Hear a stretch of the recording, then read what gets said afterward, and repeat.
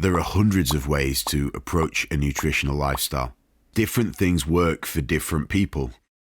I'm not here to trash all the different approaches, some of which have legitimately helped change people's lives. But most of these approaches involve a dramatic deviation from your normal life, require a great deal of meal prep, or require you to purchase X, Y, and Z products from a company catalogue. Honestly, for some people with certain aspirations, the distraction offered by the acclaimed potion might be enough to deter them from other, more destructive routines and help them to influence their body weight.